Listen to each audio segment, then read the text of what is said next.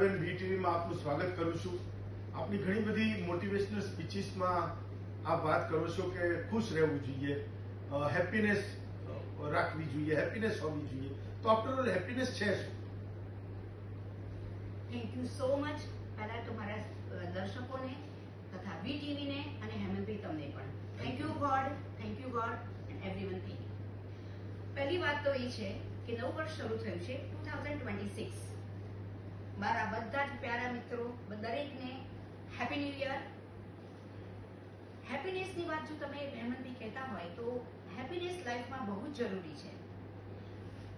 ઘણા મારા મિત્ર પણ મને કહે છે કે હેપી રહેવું જોઈએ, હેપી રહેવું જોઈએ. તમે કહો છો પણ કેવી રીતે હેપી રહીએ અમે? બીકોઝ લાઈફમાં હેપી રહેવા જો કાંઈ જ નથી. મેં એમને જવાબમાં કીધું કે હેપી રહેવું એ તમારા હાથમાં છે, એ કોઈના હાથમાં નથી. હેપીનેસ માર્કેટમાં બિલકુલ મળતી નથી. 5000 રૂપિયા કિલો કે 500 રૂપિયા કિલો એ મળતી જ નથી. હેપી રહેવું એ તમારા હાથમાં છે. How to become happy? માણસ કેવી રીતે હેપી રહેવું જોઈએ? લાઈફની અંદર what to do and what not to do, શું કરવું જોઈએ અને શું ના કરવું જોઈએ. It's very important. બહુ જ સીધી વાત છે. ગોડે જે તમને આપ્યું છે એનો યુઝ કરો. નો રિવેન્જ, નો એની અધર ટોક, નો કમ્પેરિઝન. કોઈની વાત પણ ના કરો. નો રિવેન્જ, કોઈ પણ નહીં. તમે ફક્ત તમારી લાઈફને ફોકસ કરો કે મારી લાઈફમાં મને શું મળ્યું છે, ગોડે મને શું આપ્યું છે, બસ એ મારી જિંદગી છે. થાય ના ટ્રાય કરો, કેમ કે ટ્રાય કરવા વાળો હંમેશા જીતે છે. લાઈફમાં ઘણી બધી વસ્તુ એવી છે. ફોર્સ અને ફ્લો. ફોર્સનો મતલબ એવો થાય છે કે લાઈફમાં તમારે જે વસ્તુ ના મળી હોય એના માટે તમે ભાગો દોડો અને ફોર્સફુલી તમે લેવા જાઓ છો. પણ ફોર્સ જ્યાં વહે છે ને એમ જ વહ્યા કરો તો ડેફિનેટલી તમે એ વસ્તુ મળશે તમને કે જે તમે માંગો છો. તમે જીતની વાત કરી તો સક્સેસ એની પાછળ તો બધા લોકો ભાગે છે. આફ્ટર ઓલ સક્સેસ છે શું? સક્સેસ એટલે એવું છે કે લાઈફમાં આપણે એવું માનીએ કે સફળતા એટલે સક્સેસ, કે જ્યારે કોઈ વસ્તુ મારે જોઈએ છે જે મને મળી ગઈ, બહુ જ મહેનત કરતા મને મળી ગઈ તો એ સક્સેસ મળી ગયો. પણ સક્સેસ મળ્યાથી તમે ત્યાં અટકી જાઓ છો. સક્સેસનો મતલબ એ છે કે લાઈફમાં આગળ રહ્યા કરવું. તમે જે પણ કામ કરો છો દિલથી કામ કરો, પૂરી એનર્જીથી સાથ અને ઉપરવાળાના બ્લેસિંગ લઈને કરો તો તમે જુઓ કે તમે હંમેશા સક્સેસ થશો. એક કહેવત છે, એક હેપી માણસ જે હોય છે એ સક્સેસ છે, પણ સક્સેસ માણસ હેપી હોતો નથી.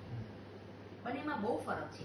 કેમ કે હેપી માણસ દરેકમાં સક્સેસ જુએ છે, દરેકમાં સુકૂન મળે છે ને કે વાહ મને મજા આવી ગઈ આમાં. અને જે માણસ સક્સેસ મેળવે છે, સક્સેસ તો મળી ગયો પણ હવે શું, હવે મને લાઈફમાં કાંઈક મજા નથી. એટલે એ વસ્તુ પામ્યા પછી પણ એ હંમેશા અસંતુષ્ટ રહે છે અને લાઈફમાં સંતોષ નથી મળતો.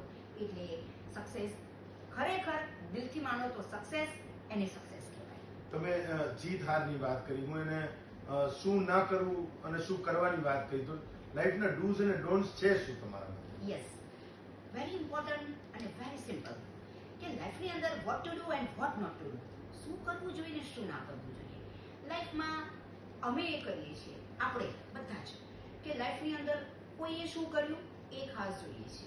એટલે કમ્પેરિઝન અને કોમ્પિટિશન કદાપી ના કરવી જોઈએ. કેમ કે દરેકના પ્રશ્નપત્ર લાઈફના અલગ હોય છે. દરેકના લાઈફના પ્રશ્નપત્ર અલગ છે. તો તમે કોઈની જોઈને અને કોઈ જે વસ્તુમાં આગળ વધવા ટ્રાય કરે છે એની પાછળ તમે કેમ ભાગો છો? Please don't run. તમે તમારી જ જીત, તમારી સ્પીડ, તમારો ટ્રેક પકડી રાખો અને તમને શું જોઈએ છે એ જ તમે જુઓ તો તમે definitely you will get it. Try કરો. શારદાબેન, આ 3 સવાલોના જવાબમાં મને લાગે છે કે લાઈફની આખી ફિલોસોફી તમે કહી દીધી. તમે અમારા સ્ટુડિયો પર આવ્યા, આપનો ખૂબ ખૂબ હું આભાર માનું છું. Thank you so much. અને મારા બધા જ પ્યારા મિત્રો અને લવલી ફ્રેન્ડ્સ બધાને કહું છું કે લાઈફની અંદર હંમેશા હસતા રહો. Life is unpredictable. એક ફ્લાવર, એક ફૂલને પણ ખબર નથી કે મોર્નિંગમાં એ ક્યાં જશે, એ મંદિરમાં જશે કે સ્મશાનમાં જશે. તો પણ આપણી લાઈફનો પણ કોઈ ભરોસો નથી. તો હંમેશા આપણી લાઈફને બહેતરીન બનાવી, આપણે અહીંયા હોય તો અહીંથી વધારે સારી અને એનાથી પણ વધારે સારી. જેટલા થાય એટલા ટ્રાય કરો, ઉપરવાળાના બ્લેસિંગ લો, કાઇન્ડ રહો અને હંમેશા હેલ્પફુલ રહો. There are many points. બસ નાના નાના પોઈન્ટ સમજી અને લાઈફમાં આગળ વધો. થેન્ક યુ સો મચ હેમંતભાઈ, thank you so much. And VTV thank you so much કે આજે મને આવો સારો અવસર મળ્યો છે.